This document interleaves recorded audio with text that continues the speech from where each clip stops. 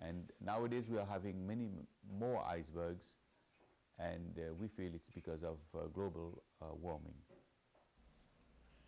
Dr. Boodhun also led the delegation to the medical facility where he practices as a neurologist. I am a neurologist. We prefer to say I am specializing in neurology rather than using the term a neurologist, because for sure we cannot cure all patients, we cannot treat all diseases, so we are still trying to perfect ourselves in that science. Dr. Boodhun's passion to serve the ailing reflects in this plaque, the likes of which are common in medical facilities and hospitals around Canada. This plaque recognizes the Ahmadiyya Muslim community's efforts for the betterment of mankind.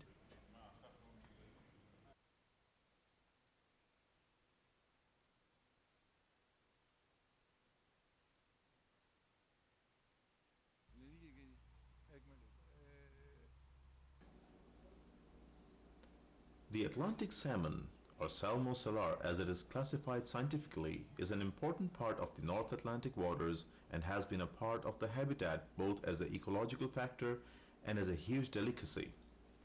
Once thriving as a species, the popular fish became endangered due to extensive hunting and natural predation.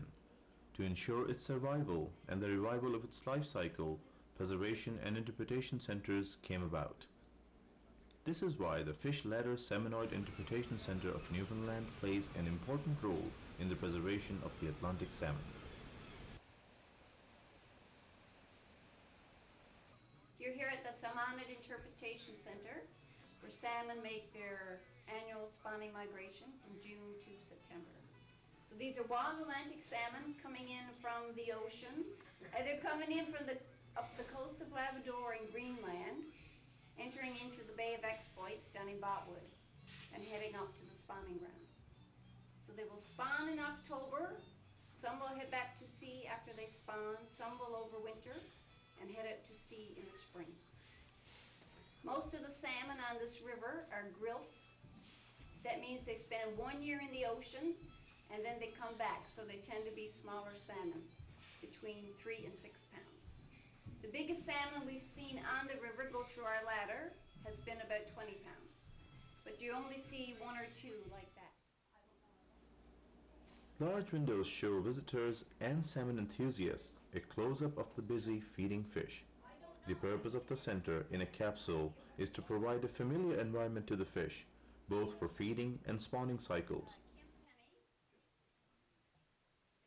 Using their natural method of jumping into bypasses in search of fresh water, yet unaware of the caring gaze of their human benefactors, the salmon use this diversion system built in 1987 to carry on their journey.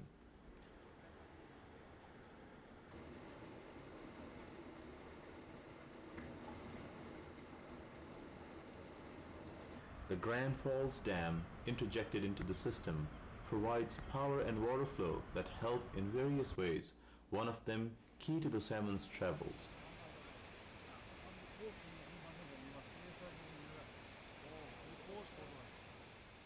About 20,000 salmon use this bypass each year, spawn and feed, and are on their way to open waters of the Atlantic. To ensure every angle of research is complete, radiotech is inserted into randomly selected salmon to better monitor their course. With the numbers of the fish returning to more assuring levels, the salmon's survival and through the mere facilitation of its habitat and migration is ensured. This is the way it should be, if alone for the reason to keep the balance in God's wondrously gifted world.